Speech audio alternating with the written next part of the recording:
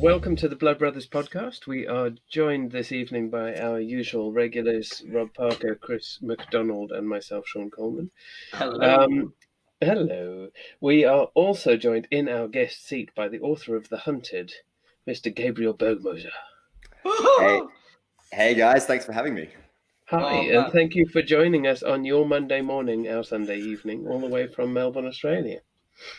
No worries at all. I mean, I was just saying, like, there's part of me that's like kind of watching you guys sip your wines and your beers, being like, oh no, I'm so jealous. Like, this is like earlier than I'm normally up, but that's all right.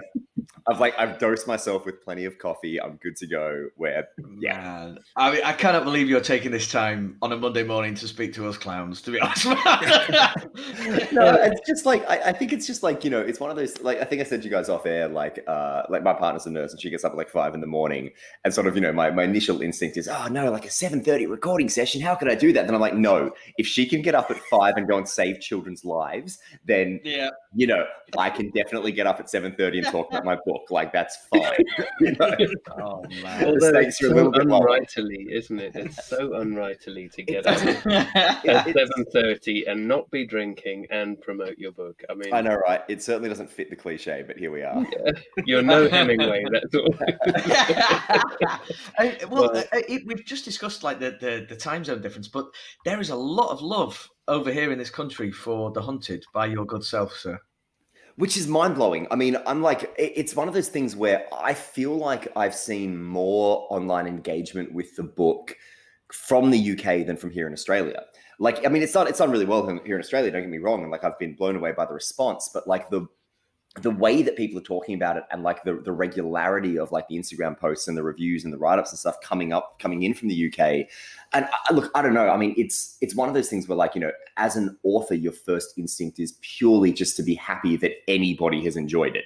So, you almost like don't necessarily want to speculate any further on why that is. But I do wonder a little bit if that's purely because of like the separation of it, because like, here in Australia, like it's not to say that like Outback Noir isn't popular here in Australia, because it is. I mean, The Dry was absolutely massive here. And, we've just had the movie come out with Eric Bana, and that's like, I think been like the most successful Australian film in probably the last 20 years.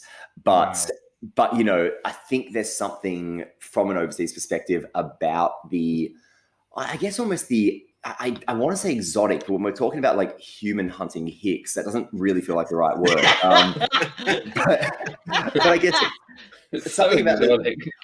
I know, it's so exotic, but something about the mystery or the separation, or the concept of this far-flung part of the world where these terrible evils can be carried out. And I think that sort of like cross-cultural fascination, I mean, it goes both ways. It's why people in Australia are so obsessed with English period dramas, for example. Like I'm everyone in my house is nonstop watching Bridgerton at the moment, and like, again, not necessarily comparable, but I do think that separation of something that we don't necessarily have, or that the reader or the consumer doesn't necessarily have so much context for, does provide this interest that I think, if any of that makes sense. I'm aware that 7:30 in the morning, and I've only had one coffee, so I might not be being quite as articulate as I would otherwise hope to be. But I promise you'll be more lucid than me at this point. Okay, so 100%. But I totally see that, because I think my favourite books and the books that really grab me the most, reading has always been entertainment and escapism for me. So reading about places that I'm not familiar with is always something, because I love to travel in life regardless. And obviously this last sort of 12 months has been the worst 12 months of all time for travel. Like, it's not a possibility. But this is why I love being, transported by books. And perhaps you've hit the nail on the head. Maybe it's one of the reasons why this resonated so highly with me. I don't know. That and the fact that it's absolutely flipping wicked. I think that's the other thing. Yeah. Thanks, man. Just being set abroad doesn't do it enough. I mean, it has to be pretty good anyway. Like, yeah. Oh, look, it's set in a foreign place. Yay, it must be a best. No, that's, I mean, our jobs would be so much easier if we could just be like, oh, sweet, we'll set it somewhere like far-flung and interesting, and then we're sorted. Like, the rest doesn't matter. Blah, blah, man dies, blah, blah, woman arrives, blah, blah, foreign setting. I'll take your $1 million. Thanks very much. No, thanks. I really, really appreciate hearing that. Like it's something that like never ever gets tired for me. Like because it's and I know I've told similar anecdotes before, but like this was a book that I 100% didn't think was going to work. Because it was written in a weird way where like originally the first part of it, for those who are familiar with the book, it takes place in two different, or for those who are unfamiliar with the book more pertinently, it takes place in two different timelines. So there's the overall kind of present day structure, and then throughout the first half of the book it's interspersed with alternating chapters that detail the lead up to the events that make up the main narrative thrust. But those flashbacks were originally all I'd written. So about 3 or 4 years ago, I wrote those as a novella. So it was like a short novella that just was the material of the two travelers, Maggie and Simon, ending up in a town where things are just a little bit off. And that was all I wrote. And it was sort of one of those things where as I got to the end of that story, I was like, there's more to this. And it was really the character of Maggie who kind of fascinated me and I want to continue. And it was the idea of her ending up at a different location after those events where she's injured and she's bleeding, and then that location becomes the site of a siege as the people who she's escaped from come after her. And it took me probably about another year or so after I'd written that first segment to kind of write the rest and then stitch it all together and read over it and just think, is this in any way coherent or interesting or engaging? I don't know if it works. And really, the reason I wrote it in that way with the alternating timelines, it wasn't because of any sort of authorial intent or anything. It was because I was looking at how to expand it to a novel, because you can't sell novellas. And I was sort of thinking, well, I don't think that the past timeline material has enough meat in it to be bulked up into 50,000 words or whatever. But then, I sort of thought, well, do I just sort of structure it chronologically where I start with that and then jump to the present? But then I'm thinking, well, that means that, a third into the book, I'm going to have to, introduce whole new characters. I'm going to have to sort of start the story again. I'm pretty much going to have to, do my 3-act structure all over again.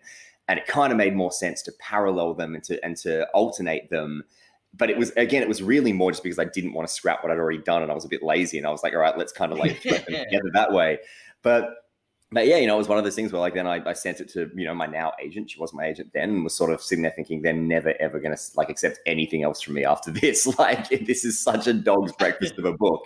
But then, it's just, I guess it's just like proof of that, that William Goldman adage of just in this industry, nobody knows anything. You don't know what's going to land. You don't know. And I mean, I've had manuscripts that I've worked on for 10 years that I've been trying to sell and, never had any interest in. And then you have something like this, which is sort of put together from a few different angles and and more by accident than anything else. And then suddenly you're like, oh, wow, it's like, it's, and that's not to for a moment discount like the amount of time that went into the editing and everything. But I mean, even all of that was like, people far cleverer than me, like editors coming in and saying, all right, like, what about this? What about this? What about this? And you have that amazing feeling of like a new author kind of looking at the notes you've been given and go, I get to take credit for all of this. Like I get to use all of your brilliant ideas to make my book better.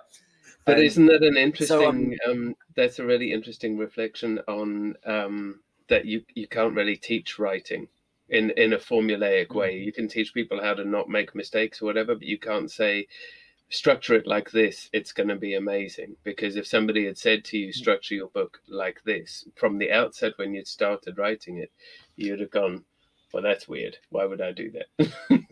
Is that exactly how we structure books these days? I mean, I personally think that like it's funny because like I get asked a lot about like what my process is, like what's your process as a writer, and I never really have a very good answer for it because I think the process changes depending on the book. Like I think this is going to sound so pretentious, and I'm sorry in advance. It's but 7:30 in the morning. Look, I feel like it's 7:30 in the morning, and if I'm using words with more than 2 syllables, I'm doing pretty well. So. Pretend away. The coffee's doing its job.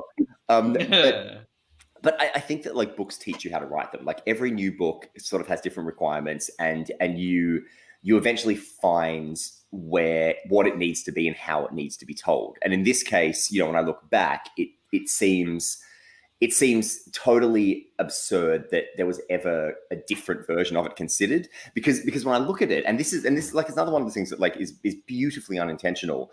Like when I talk to people now in interviews, and particularly like, in the first couple of months after the book was released, when I was, trying to sound a lot more kind of authoritative and a lot more sort of across and a lot more like I knew what I was doing, what I would always say was, because like the first half of the book is really about the mystery of Maggie, and that mystery plays out in parallel because in the past, from Simon's perspective, the question is, oh, who is this girl? Like, what is she running from? And then in the present, where she's unconscious in the roadhouse, the question is like, what has she done? And the two answers kind of you get simultaneously around the middle of the book. And once it's sort of around the midpoint, when it clicks into focus who she actually is, where it's like, she's not necessarily a good person, but she's the bad that's going to help the good defeat the ugly. She's the person who you want on your side in this particular scenario, even though the scenario is kind of her fault. So I kind of play it like that was all intentional, but it 100% wasn't. Like, it was just that, that pure necessity of like, stringing them together and then sort of looking at it and going, oh, well, of course, that makes perfect sense. Like that totally works. But no, there was no oversight on that from my part. But your subconscious told you it was necessary, and then it was written that way. Like, your conscious mind, as a writer, I've got so many better ideas. Shut up! I'm trying to write here, and then when you look at it all together, you go, oh, that makes perfect sense. I don't know why I didn't listen. Well, that's a much more. Sorry, Gabe. Oh no, all good. No, it says I think there's like just that slight lag and stuff. But yeah. It's all I was going to say is that's a much more appealing way to think about it than that it was a pure fluke. So I'm just going with that every time. I do love the idea that, when and it's happened a couple of times, like when you're at an event talking about your book and someone goes, I really like the way that you layered this in there, and it's the first I've ever heard about that. Like, I've ever paid it. Like, well, yes, of course. Thanks very much. Right? I love it. Of course, it was designed from the beginning. Well, I'm never brazen enough to lay credit for it or take credit. It's like, well, accidents happen. Sometimes they're good. Sometimes they're not so good. I think the best answer to that is, I love that you saw that. I'll take that. I'm going to take that. Because it neither says, what are you talking about? But, Wow. You're not directly taking the credit. I love that you saw that. Yeah, exactly. Or you do that slightly knowing smile, that like, looking at them going, yeah, no, like good on you, but like never explicitly confirm or deny that it was intentional or not. Yeah. Keep them guessing. Give the people what they want. Yes, 100%. Yeah. When I was doing my finals at school, I had a stand-up argument with my teacher about whether or not Shakespeare or Donne or any of them had specifically set out and done the thematic stuff we were having to unpick, or whether their mind had just gone, I've said orange before, brilliant, I'm going to use orange again. And we genuinely did have a proper debating fight about it. And I do think that there's something in that your brain, whether lazily or subconsciously, cleverly goes, oh, I've built a theme here. Off I trot. Type a bit more. Here's another theme. I mean, I think like every literature student, every high school literature student, definitely the university ones in history has had that moment where you're doing like, a close analysis of one line in Macbeth or Hamlet or whatever. Really? And, you're talking about all the symbolism in there because you're trying to get the good grade, but the whole time you're thinking, really? Like, I don't, but it's interesting because there's this anecdote that I think I read an article about this years ago, where I think during the 60s, there was a class of literature students at some university in America who pretty much asked this exact question of their lecturer. They were like, I don't think the writers intended this. And, I'd been told over and over again by my literature teacher at school, like, no, the writers definitely intended this. This was intentional. And, as an aspiring writer, I'm sitting there thinking, wait, so I have to like go over every single sentence and like think of the symbolic meaning of like the third line, the third word of every, it was terrifying. I'll never write. No, of course, it was like, it just seems so daunting. But anyway, so this literature professor, out of curiosity in the 60s, like he wrote letters to a lot of the preeminent authors of the time. So like Ray Bradbury, Jack Kerouac, a few others, like very famous people. Those are the two that come to mind. And uniformly, they all responded being like, no, we didn't intend any of this. Like, I think Kerouac just like, there was a page of questions that all amounted to the same thing. Like, did you intend this symbolism? How much significance do you put a lot of significance into the choice of words you use, all of this? And I think Kerouac just wrote across the page just a huge capital no. So when I read that, I kind of relaxed a little bit because, like, as a teenage Beat Generation obsessive, I was sort of like, oh, okay, good. Like, yeah. If he's just winging it, then we're fine. I think there's that at the moment. Obviously, we're all homeschooling our children at the moment, so it's crazy. And the stuff that I can't even go near what my 10-year-old is doing. Like it's way over my head. But the 5-year-old, it comes, the English stuff, like what's a compound verb? And I'm like, I'm supposed to write for a living here. I'm like, I've no idea. How's it, I get that stuff coming down courtesy of Mr. McDonald sitting below. Yeah, the bloody English teacher that I'm delivering.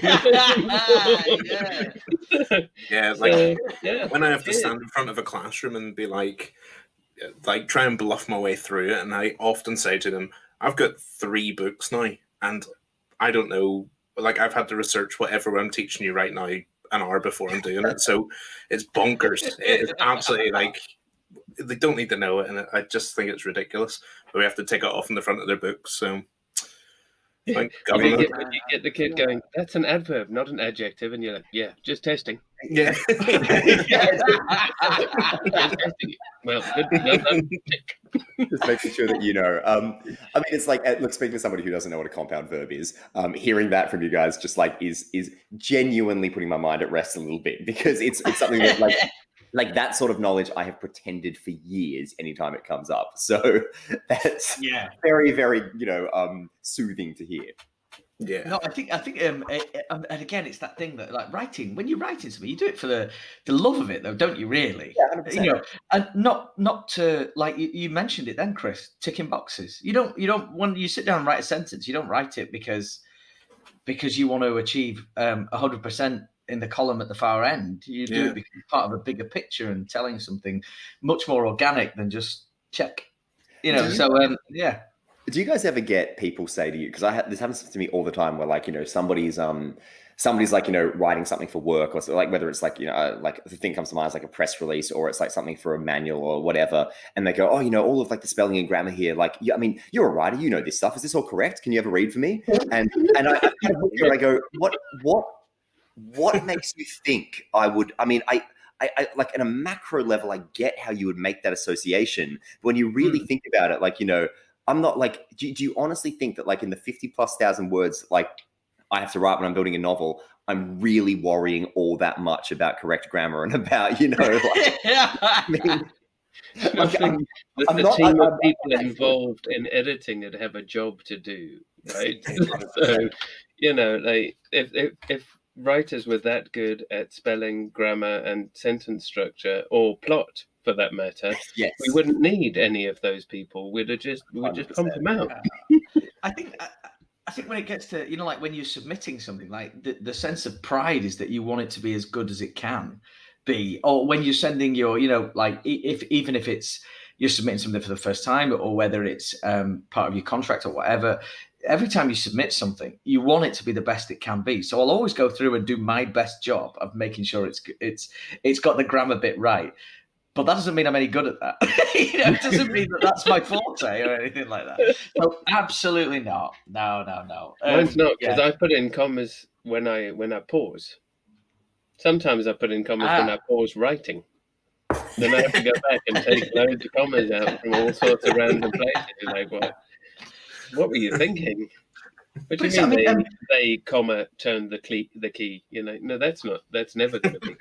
Or the classic, the overuse of the semicolon, which is one of my worst sins. Like I love using semicolons, and I put them in a lot, and then I have moments where my editor's like, Gabe, you've used 3 semicolons in one sentence. So do you want to go back and think about that?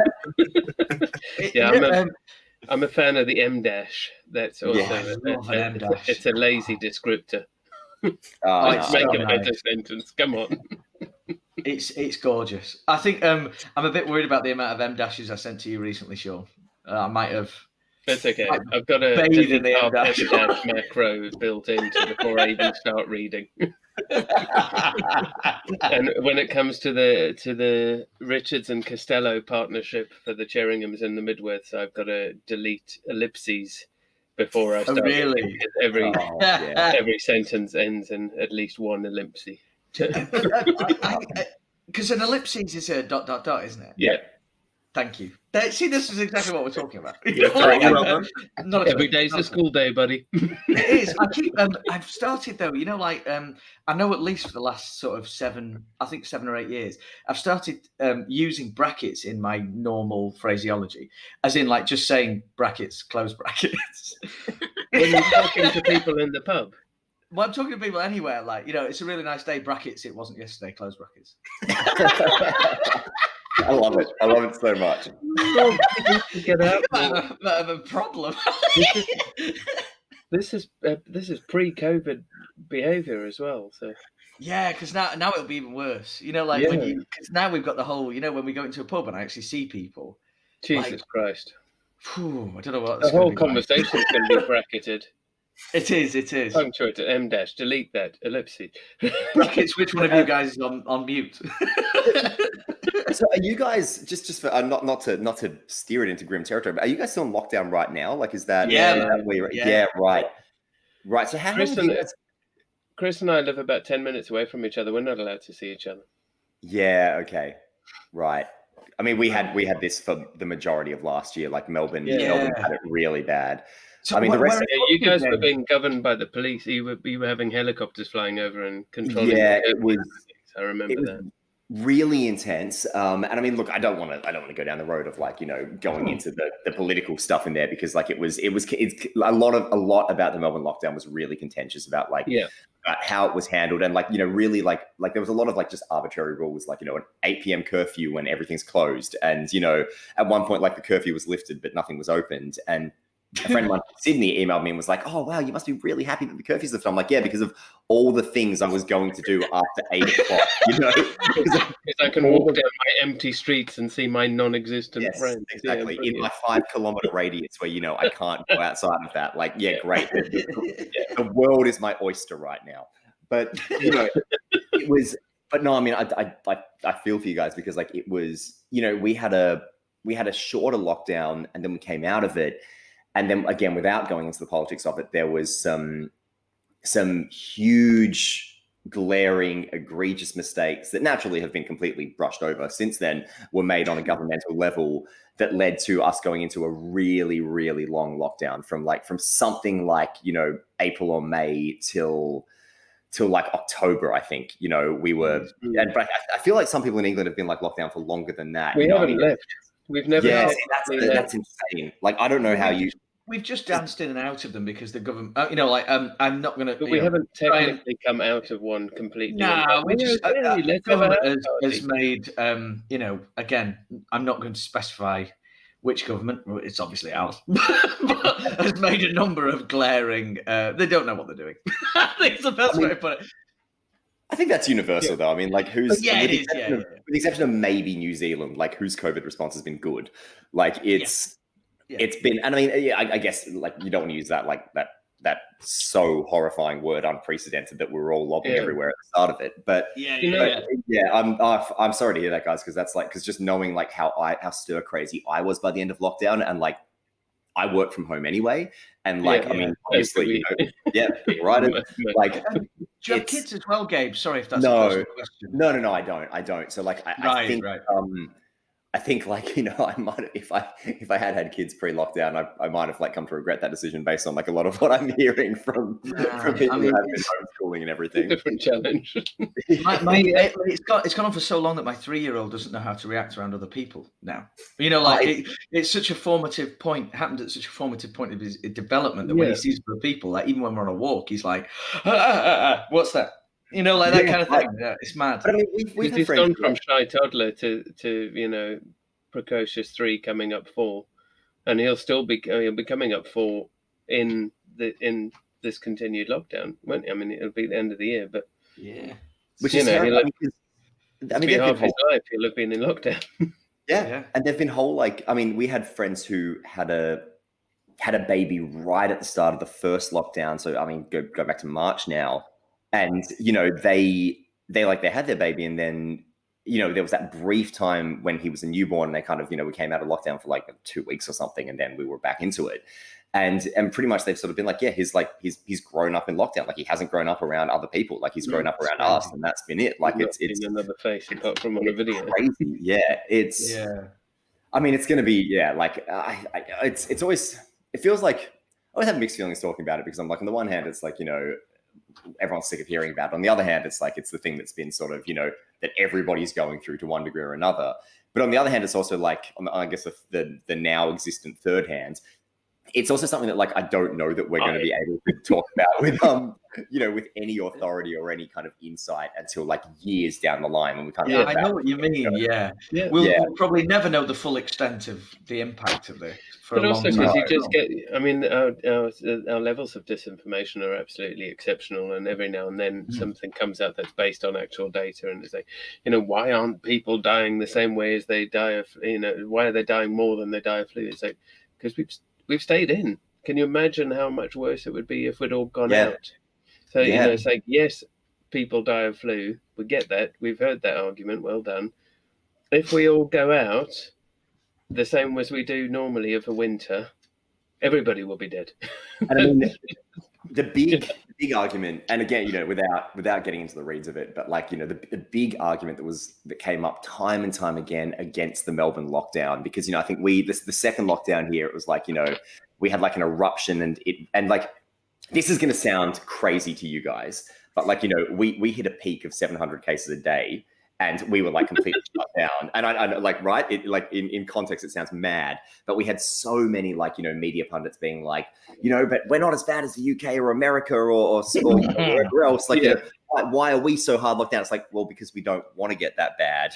Exactly. That's why we're sort of strictly locking down now. But our National Health Service chief today said there's a new COVID hospital case every 30 seconds. It's crazy. We have like, and the UK is a tiny island. The UK is a tiny state of Victoria. Well, for context, over Christmas we had like a terrifying spike in COVID cases, where there was around for about a 3-4 day period, there was around 20 cases a day in Sydney, and the whole of Australia, like, we closed our borders, we like did you were firm from the beginning. This is where we really have. I mean, we only started checking people coming into the UK for symptoms last week or 2 weeks ago. Yeah. It's just astonishing. You've been able to fly in and out without, and now everybody's like, what do you mean we can't fly back and we have to get a test? And what I really enjoyed, because I know you're from New Zealand and you did reference New Zealand's better policies and harsher lockdown. What I really enjoyed around that time was like somebody going, well, it would be really easy. I mean, of course it's easy for New Zealand because they're an island and they can just close the borders. You're like, what the fuck are we, connected to Europe by a bridge? Did we not just go through this entire? We are a tiny island. We can close the borders. Yeah, but it's made me feel like having a chat about it's really nice, because it's the first time I've chatted to anyone overseas about this. So it's actually in my own head. It's actually, this is good. This is therapeutic for me in a lot of ways, actually. Because this podcast came about in lockdown as well. Yeah. So. Right. While we are 42 episodes 41 technically, you 41. Guys were correct and you're recorrecting me one down, so we are episode 41. Are we 41? Nice. But plus 2 laps when I did the outlet. Yeah, but it's that was started, we've done one a week since first lockdown was mentioned, and it's like, so it's yeah, because we did our first episode. If you listen to our first episode, I've got my COVID cough on absolute perfect lock, because I was suffering from COVID at the time we did the first 2 episodes.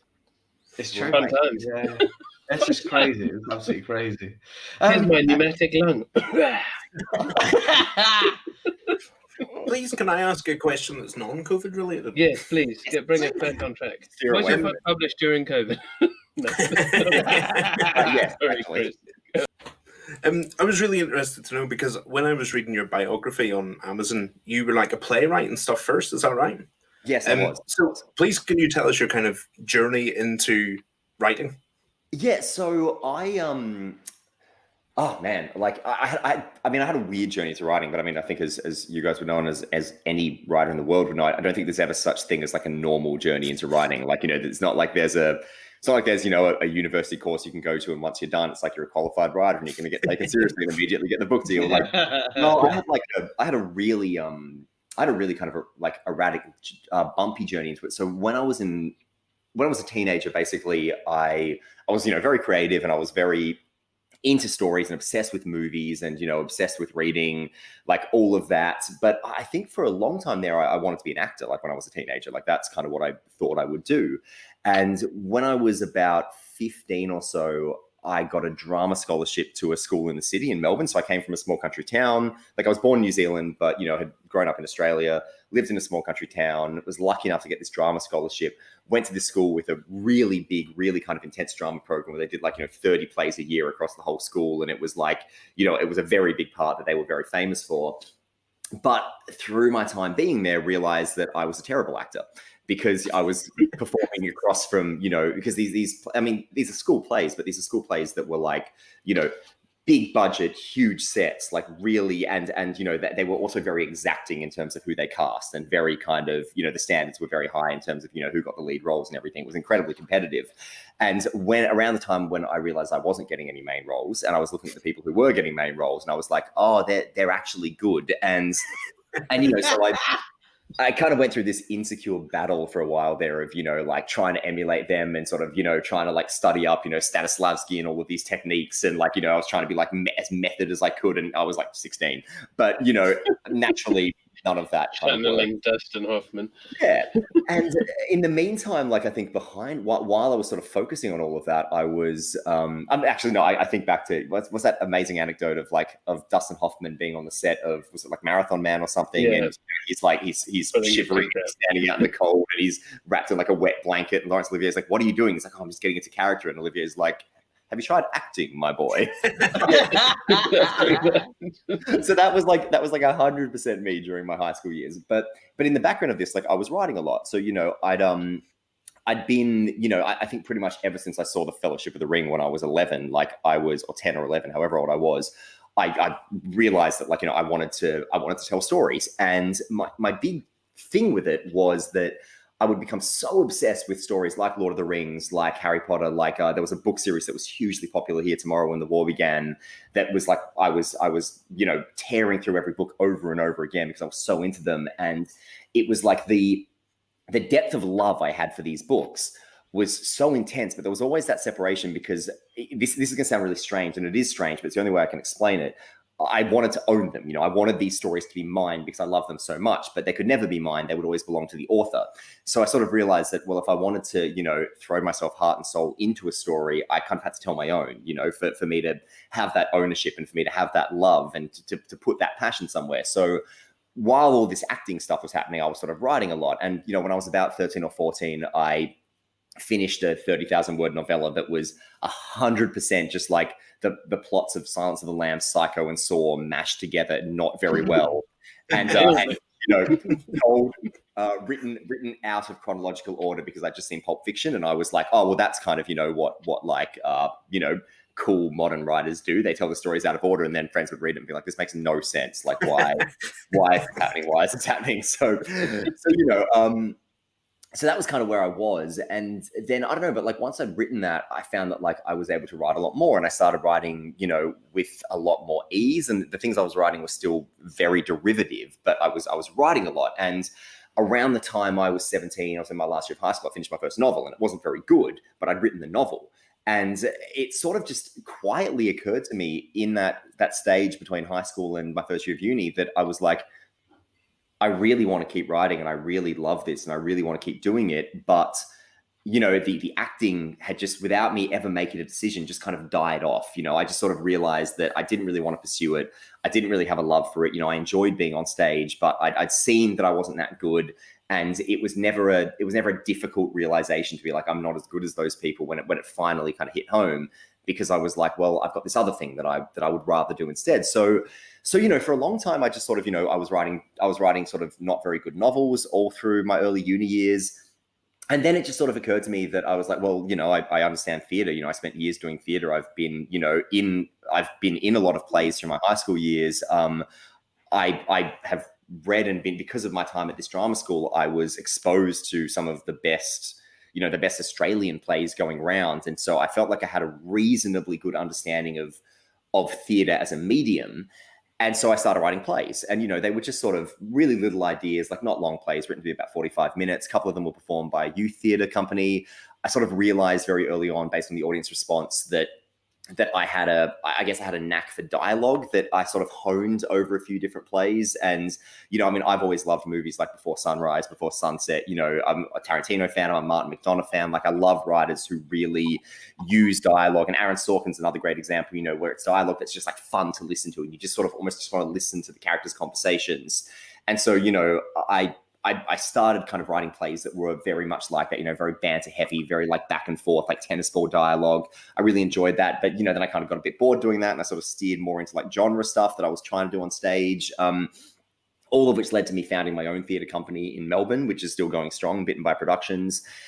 And I was still kind of writing novels in the background, but for a while there, like, theatre was absolutely my focus. But it's weird because I think the lessons that you learn from theatre, and I mean, this is something whenever like people say to me, oh, what advice do you have for young writers? The biggest bit of advice I have is write theatre, because the thing about theatre is, it can be done cheaply and it can be done relatively easily. I mean, there are always, you can perform it upstairs at a pub if you want to, or alternatively, there are theatres that, will do like a 50% profit share deal with you. And if you've written a play that is just like 4 characters in a room, all you need is a table and 4 chairs, I mean, you're going to make your budget back like that. And there are always actors, there are always directors, there are always people who are out of work, who are looking for things to do and will jump on a project like that. But the biggest, most valuable thing about theatre from a writing perspective is that, more so than any kind of classroom environment, and more so than writing novels and giving them to friends and then maybe 6 months later having them call you up and be like, oh yeah, I finally read your book and yeah, I thought it was pretty good. Like, you get the response of your audience on the go,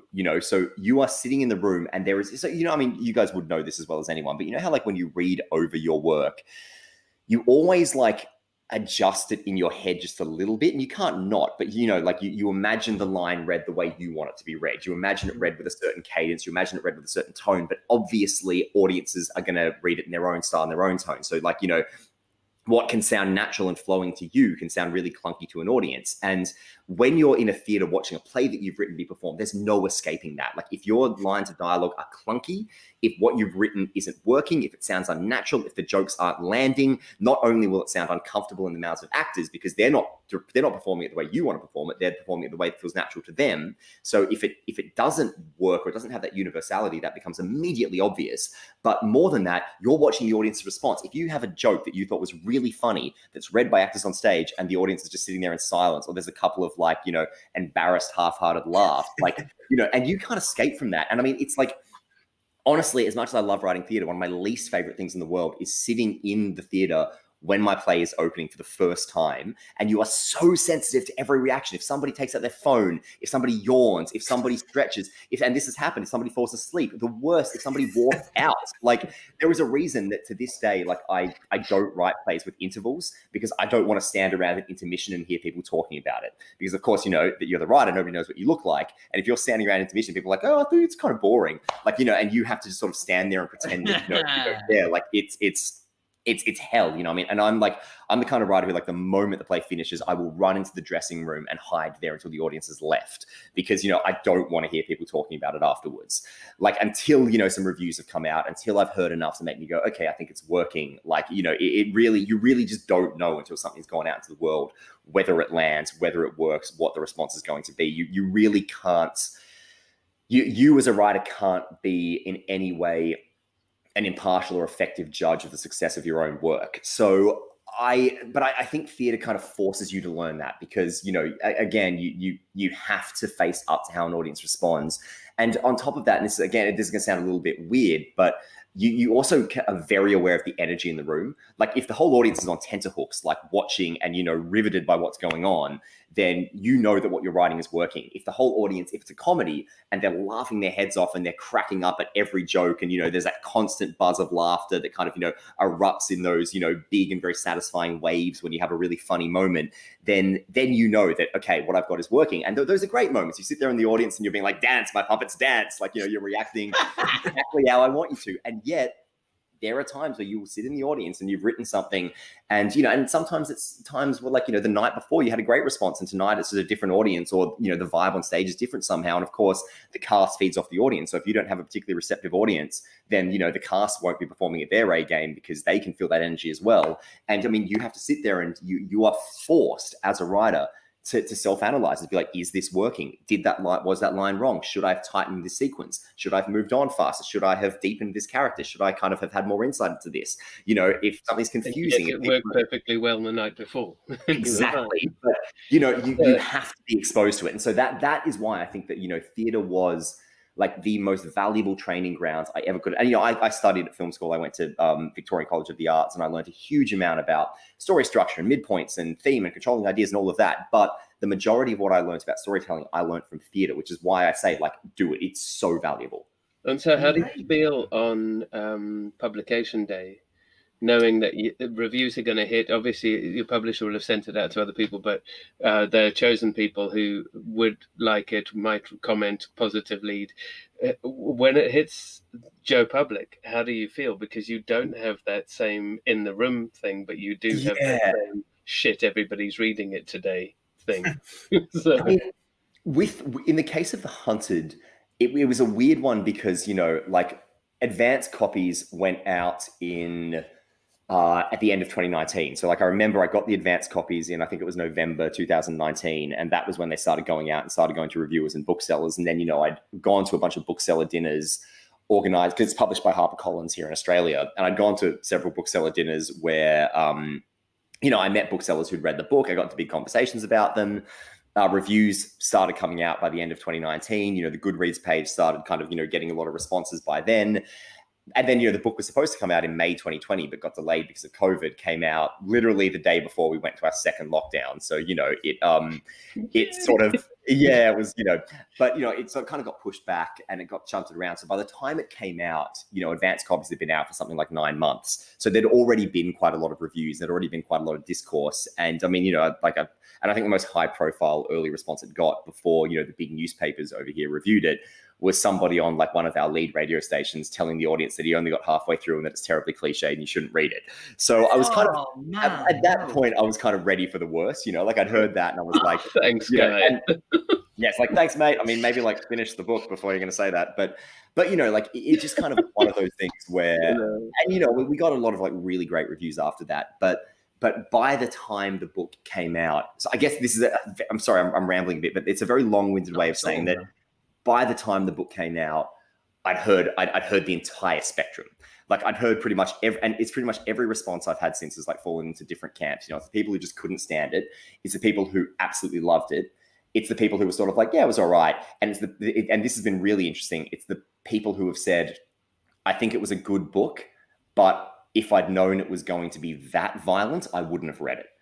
So, which is also totally valid. But I mean, like, every common response for people who are just like, oh, wait, I wasn't expecting it. Because and especially when something crosses a threshold of popularity, that people then get even more surprised that there's those levels of darkness. Absolutely. Violence in it, because that's like Deliverance crossing a threshold of popularity, which it only did later. It didn't do at the time of release. Do you know what I mean? It's sort of 100%. If everybody's read it, it must be safe. It's not safe. No, it's not. And it's funny because, I think that in a weird way, like, I think the violence has been, I mean, I don't think that The Hunted's success can be separated from the prevalence of the violence in it, because I think that for a lot of readers, that's what has made them talk about it. That's kind of what's made a lot of people go, oh, wow, this is a bit different. Like, this is a bit extreme. And, some people, like myself, because I personally think, I've said this to my agent very early on, like,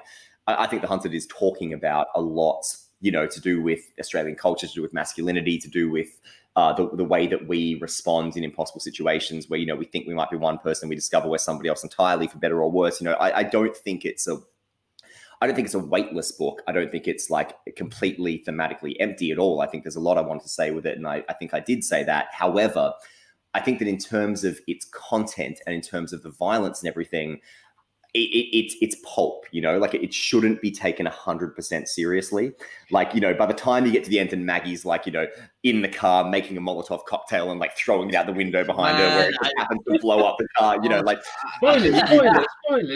Yeah, I'm sorry, but you know, you just sort of, by that point, like me as the author, I'm kind of going like, you know, you just sort of have to go with it, and you know, like with like because I'm in the midst of doing hopefully final rewrites on the sequel at the moment, and like the sequel's a lot more. So like if The Hunted was like a horror thriller that was sort of in the vein of Deliverance or Wolf Creek or whatever, then the Inheritance is more of a like an action crime thriller that's more like a John Wick movie. So it's like, you know, pretty much it's sort of Maggie having to come back to Melbourne to deal with something from her past. And then very early on, she realizes she's come back to Melbourne under false pretenses. And most of the rest of the book is like a chase of her just like evading all of these different parties out to get her and coming up with like inventive ways to kill them.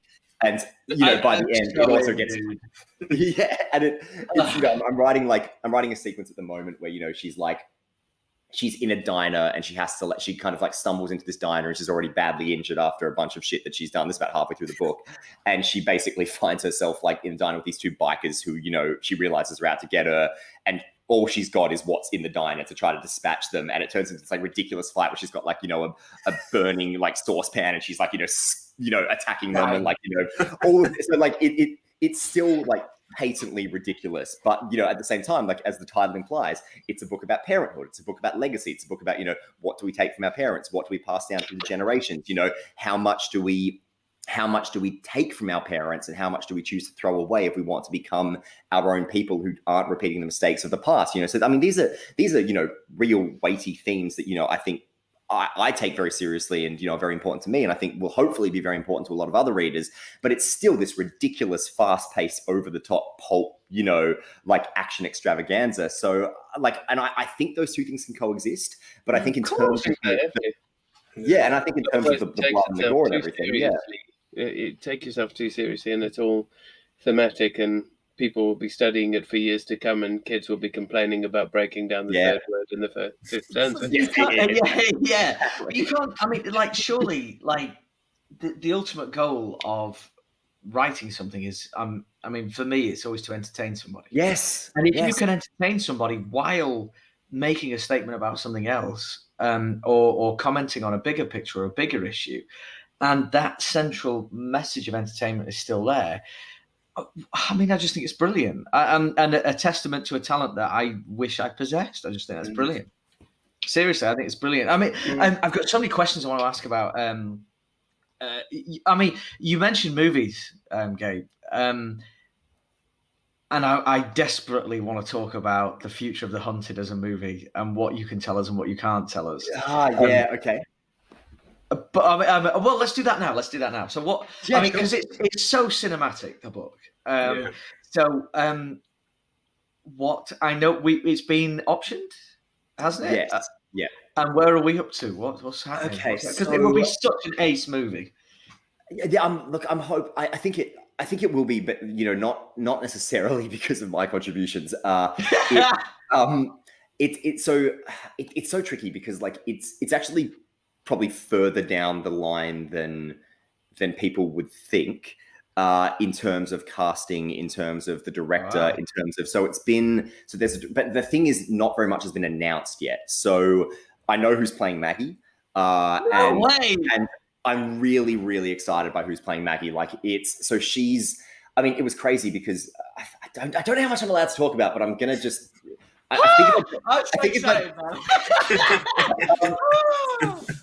think if I don't name names, I'm allowed to talk about it. But so there was a situation where she wrote an email and like how she got attached to it was crazy because like she wasn't somebody who'd been courted by the studio. She was somebody who was working with the story I got told was that she was working with one of my favorite writer directors on a project, and God, I'm trying really hard not to like identify.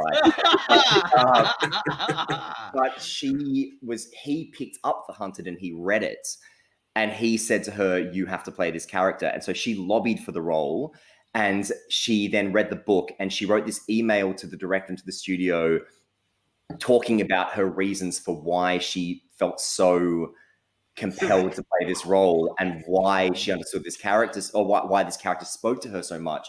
And I mean, I remember reading that email, and some of the stuff she said, I was like, oh my God, like you get it. Like she fully and totally was like, this is why. And it was like one of the most passionate advocacies for the character being, because Maggie's a tricky character, because, you know, she's an anti-hero, and she's kind of morally gray. And part of, you know, the journey I want to take her on over the course of this book series is sort of, you know, her grappling with can you escape from what you've come from to become something else? And can you leverage your worst traits into being something else? But those worst traits are still very much there. And it's a complex question that has a lot of layers to it. And, you know, she got it. She completely got it, this actress. And, you know, so I was really thrilled when I kind of read her email and I saw, you know, how excited she was by the character. And, you know, she was hugely advocating for not softening Maggie at all, you know, because there was talk early on about, you know, do we kind of make Maggie more likable? Do we make her like more, do we take some of the edge away from her? Do we make her choices a bit more like morally unambiguous? And, you know, I mean, these are all just like, you know, big picture discussions that had been kind of batted around. And she was just like, no, I don't want to do that at all. I think that, you know, I want to do this, but I want the character to be as she's on the page. And so that part of it's been really exciting. And then outside of that, you know, there's a director attached who like has just been the most brilliant collaborator. So like he and I have worked together really closely on the screenplay, and he's brought a lot of ideas into the script in a way that like the script it's faithful to the book without being slavish. So it's quite like, I mean, it's still the same structure. It's still the back and forth, the then and now. It's the same characters, but there are some differences that will really surprise people, I think. There are characters who die in the film who don't die in the book, and vice versa. And on top of that, there are some characters who've been removed. There are some characters who've been changed just a little bit. Particularly in the book, you know, the backstory of a lot of the characters, like, you know, like Frank and everyone, it's quite interior. Like, it's sort of told through their memories and their flashbacks and everything. But, you know, how do you put that in what should ultimately be like, you know, 100-minute pulse-pounding action horror thriller? And how do you retain that same kind of depth of backstory and everything without kind of stopping in him giving a lengthy monologue about everything, or employing flashbacks in a structure that already is bifurcated into flashbacks and not flashbacks. So a lot of those challenges of like, you know, finding shorthand ways to, I guess, imply history without showing history has been really interesting. From a horror perspective, the film is going to be more violent than the book. So there's some deaths, like a couple of the characters' death. Like, for example, you know, there's a bit in the book, which you'll know, where one of the characters is hanged, like, and that scene in the film is so much more messed up, like so much more like insanely, like to the point where like the director pitched it to me and he was like, this is my take on how that should happen. And I was like, I feel a bit sick. Like, we're going to have to do it. And I mean, there's also like a couple of... Are you writing this screenplay as well? Yeah, so I wrote the first draft of the screenplay in a way that was very close to the book, you know, obviously with some changes.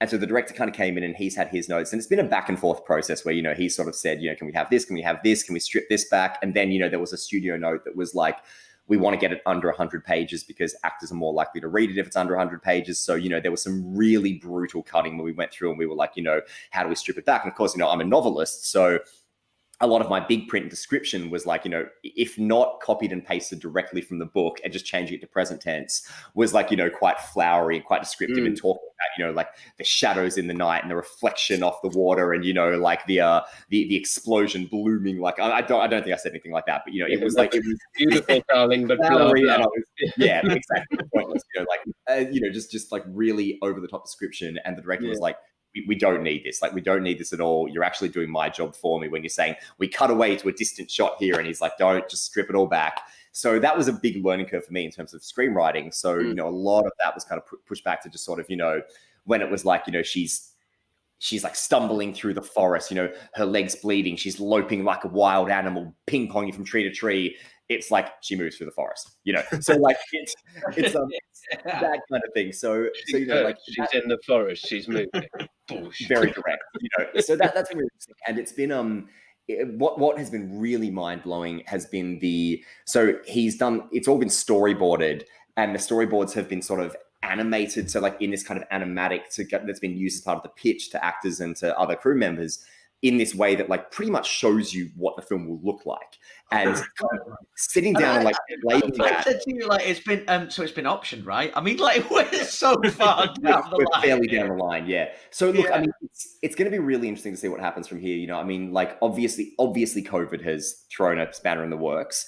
I mean, as far as I know, where it stands, I haven't heard anything in a while because, you know, it was holidays and you know, obviously COVID and everything. But like the last thing I heard, you know, once the Maggie actor was attached, you know, that kind of prompted a lot of enthusiasm. But the big thing that needs to happen before it can go into shooting is casting Frank. So essentially at the moment, it's sort of a matter of like trying to find the right Frank. And then I think once he's on board, they want to shoot it this year, but then they wanted to shoot it last year as well, you know, obviously. And then COVID happened. So at this point, I guess, with all of that said, which sounds really exciting, my ethos is because, you know, I've been down the optioning road before and I've been down the Hollywood road before. And I know that in the film industry, nothing has happened until it's happened. So even as far as everything is, and even as exciting as everything is, and I think it's looking really good, I'm kind of not holding my breath, you know, just because, again, I mean, nobody would have thought that we would have had a global pandemic that would have kind of gotten in the way of the film's development last year. So, you know, I mean, and who knows what's going to happen this year. In your positives, at least, no huge capital outlay has occurred. You went halfway through principal photography when the pandemic hit, and the whole thing had to go. Do you know what? By the time it comes out, it's dead. So, you know, like the positives are, you're still cast searching. You can start filming once filming is back up. You're not trying to struggle a budget deficit 2 years down the line, you know, which lots of others have fallen by. So there is still good hope. But I get I get your reticence on the like it's not over till the fat lady sings. But is this the kind of movie that you enjoy? The movie that you are making at the moment. You're in the process of putting together. Is this the kind of movie that you like? Man, I went and saw every single Saw movie on release day, often by myself because nobody would go with me. Like, I am a horror gore hound. Like, I am so for it. And like, there have been so many moments throughout the development of the feature film where like the director has come to me and pitched an idea for like, okay, so like in the book it works this way, but what if we do it this way? And I've been like, God, I wish I thought of that. Like, why didn't I meet you like in the last edits of the book? Because I would have stolen that and used that. So I mean, you know, like all of the if and when you see the film, and you know there are changes in the film that I think are better than in the book. I can't take credit for any of them. I want to, and it'll be my name on the screenplay. But like anything that's like quite different from the book and better than the book, I have to put entirely at the feet of the director because like it's just been, and you know, like, and I know that like some writers are, because I think, you know, early on when I sort of first kind of got in contact with the director and we were sort of going back and forth and, you know, like talking about what it was going to look like and how it was going to play out. Like, I think maybe there was a bit of concern on his part because some writers can be, you know, like, I don't know where you guys stand on this, but some writers are very adamant that like the adaptation has to be as faithful as possible, which I don't agree with. Like, I think that it has to be faithful to the spirit of the book, but I think they're different mediums. You know, I mean, I remember going to see. It can't be because it would be 6 hours long, and you'd be exactly. And on top of that, you know, like, I mean, even the Dry movie, which came out, and it, you know, it's a good movie and it's been very successful here. But like, I remember like watching it, I was like, oh, it's just the book.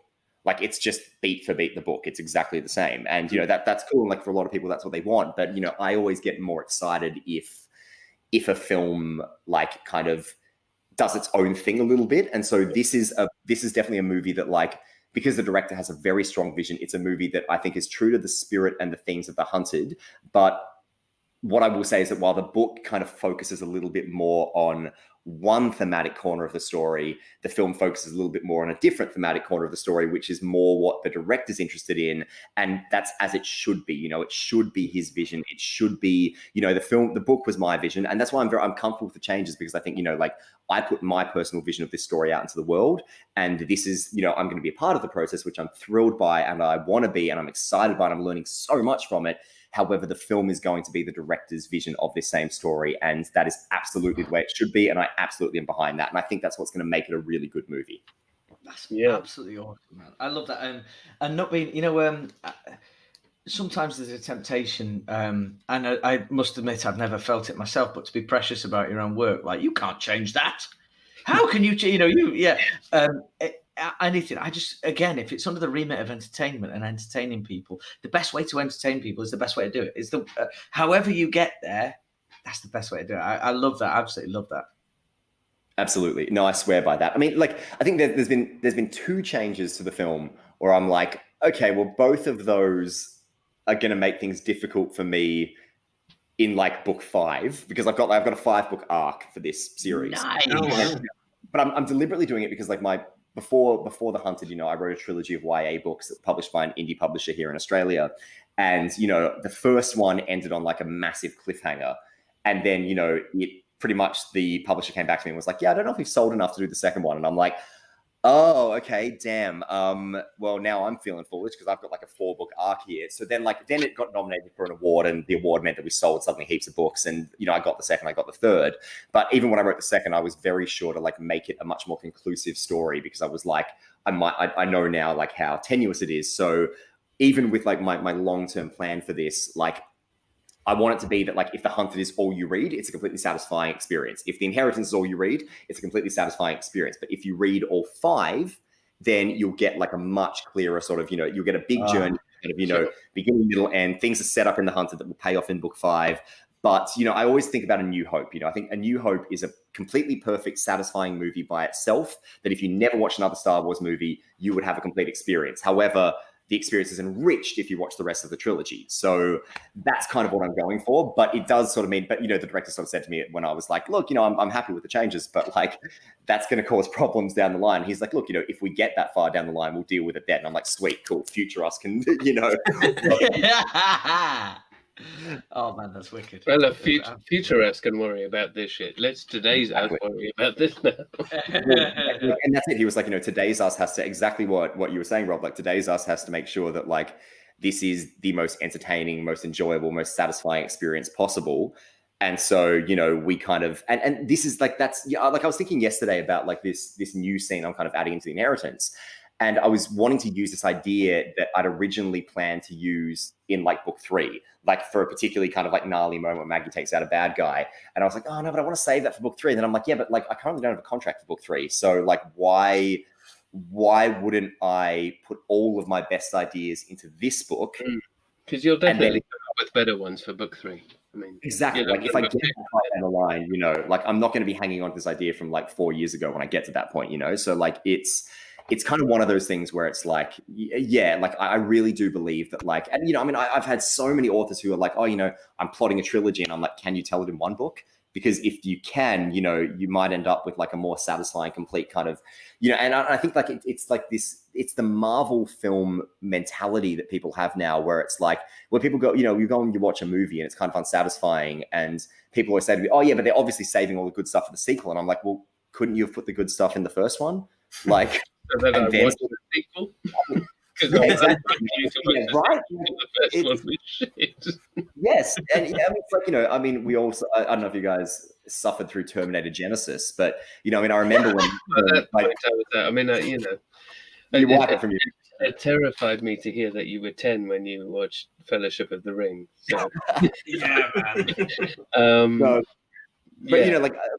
with Terminator Genesis, I was just going to say, I remember when that came out and there was so much pre-release talk about, it's going to be the first in a new trilogy. And, we've got a big plan for the trilogy and we've set all this stuff up. But like the film resolved nothing. So you get to the end and you're like, there's not going to be a sequel. Like, great. All you've done is like make a first chapter that's never going to get a second one. So, I mean, what, like, congratulations. I mean, I just think that like, we need to, bring back the art of like, telling a story, knowing what your sequel is going to be, but not like holding things off as such, making sure the first one can be as good as possible instead of being like just a trailer for the next one. Yeah. So I thought that, that was really interesting. So Terminator was a good film. Terminator 2 was a much better sequel, but not because they'd held anything off. Terminator had been created as a single film. Yeah. And then it was so popular, they're like, oh, right, let's unpick this. And then in order to make sense of the ridiculous time travel bullshit that they'd created in the first one, they had to create something genius in the second. At which point you go, well done, everybody. You've done this brilliantly. Yeah. Aliens, the same thing. You did same relationship. Well done. Very good. Yeah. What you've done there is you haven't gone, we're starting this out as a trilogy. Let's save all the good shit for the end. You've gone, oh, fuck, we've got a blockbuster. Better make another one. How? How did we make it better than that? We left it making no fucking sense whatsoever. Terminator ended with a Carrie moment of, the hand coming out the grave, but like an arm in a butt, and you're like, oh, he's still alive. I always think that, a sequel, I think that the best sequels often are answers to questions that you didn't know the first one was asking. Yeah. So, for example, and that's actually the first time I've said that, so I don't know if it makes any sense, but I look at if you look at Terminator 1, the whole thing is, okay, so Sarah Connor survives at the end and she drives off into the billowing storm and she's pregnant with John Connor. But then it's well, of course she's going to become a hard-bitten survivalist seeming conspiracy theorist who nobody's going to take seriously. So at the end of the first one, you don't think, oh, she's going to end up in an asylum, down the line. But then the second one starts, of course John got taken away from her. Of course she ended up in an asylum. Of course she would end up this traumatized survivalist after what happened. It makes perfect sense. But, that was kind of the starting point innovation instead of picking up exactly where it ended. And it's the example I always come back to, the Before trilogy, Sunrise, Sunset, Midnight.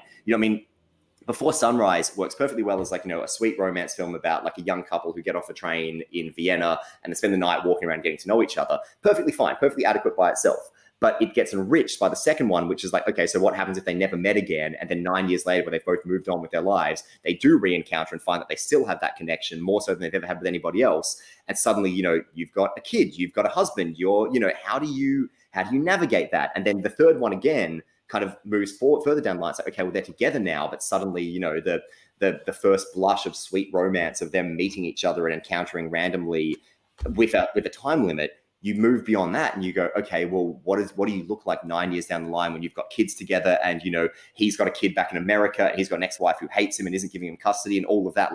Suddenly that relationship is put under the pressures of reality. What does it look like then? And again, it's answering questions that the previous ones didn't seem to be asking, because when the previous ones were made, there was no intention to make a sequel. They were made as complete solid works that ended satisfyingly, but then seen as a whole, seen as a trilogy, they become a lot more compelling and they become a lot more rich, even though they all individually work as dramas in their own right. And that's exactly the same with Alien and Aliens. It's exactly the same with Terminator and Terminator 2. It's the same with all the Indiana Jones films. It's the same with I think the best kind of sequels in history do that, and they don't view themselves as part two. I mean, even The Godfather, The Godfather and The Godfather Part 2, The Godfather Part 2, The Godfather is a complete story. You don't need a sequel. A sequel makes it better because a sequel is done. Is a complete story. Doesn't need the sequel. Godfather. I often think about this with Temple of Doom, because it's often said, before Kingdom, Crystal Skull, that's the one. Until that came along, it was often stated as the worst Indiana Jones movie, and I just think if that had come out all by itself, Temple of Doom, what elite entertainment that would have been. No one would have ever questioned it. It's only because it followed Raiders, and then Last Crusade followed it. Temple of Doom was slightly ridiculous in that. So I used to work with this guy who was a good he was a comedian, but he also did incredible impressions and everything. And I watched the film with him where we were on a location shoot for 30 days ago. It was one of the many films we watched, and he redubbed pretty much every line from every other character apart from Indiana Jones, mostly towards "Fist her, Indy," but it was just the most ridiculous overdubbing, and it made the film so much better. It was it was a little bit like when I learned that if you press play on "Dark Side of the Moon" by Pink Floyd, at the same time as you press play on watching The Wizard of Oz, the two would sync up and you'd have an entirely different soundtrack. It was kind of like one of those moments where you just go, really? Yeah. I was at a sci-fi convention maybe 7 or 8 years ago, and there was a fancy dress evening, and this guy was dressed as Indiana Jones. Story before. Have I? Oh, yes, man. No, but me, I don't think you've told everybody. And he looked like a sort of, oh God bless him, middle-aged, bit hard. on this Indiana Jones, and he was chatting up a Navi actually from Avatar. That's an image that I'm going to hold on to for a while. His costume was even the rumples on his slacks were absolutely spot on. And my friend jumped over in between them and shouted at him, "No time for love, Dr. Jones." And he was like, for a second, furious, but then he was like, and then there was lots of my man high fives and all sorts. Oh dear. Anyway, how can you be mad at that? That's Short Round. Short Round, yeah. Oh dear God, sorry. Anecdotes. We have gone on and on, haven't we? We've gone over our usual. Sorry, guys. I think that's my fault. No, give up, man. It's your morning. Passion is immense. Your passion for what you do is immense. It's awesome. I feel we often feel inspired, doing this podcast, but feel hugely inspired today. So that's all. Thanks, man. I cannot wait to see what's next from you. Read what's next from you. Watch this flipping movie. Looking out for the announcement now, as well as who this person is. Well, I mean, I can tell you when we're off air, as long as it doesn't make any would you please? Press record. All right. So in that case, before Rob goes his pants, thank you very much for joining us this evening, Gabriel. It's been an absolute delight talking to you. Thanks so much for having me. I had a blast. I really enjoyed it. It was awesome. Thanks, man. And I hope your partner thinks that this is as valuable as saving children. I can hear her sort of being awake in the next room and moving around, and I'm really hoping that she hasn't been woken up by my loud rambling anecdotes and laughter. But I'm worried that I might not be spoken to for the rest of the day. So let's see how we go. This is time for eggs and pancakes and romantic Monday things. That's the one. Well, thank you very much for joining us. When you're next in the UK, man, please give us a shout. We'd love to hang out. Yeah, absolutely. Awesome, man. Thank you. Grand. Bye.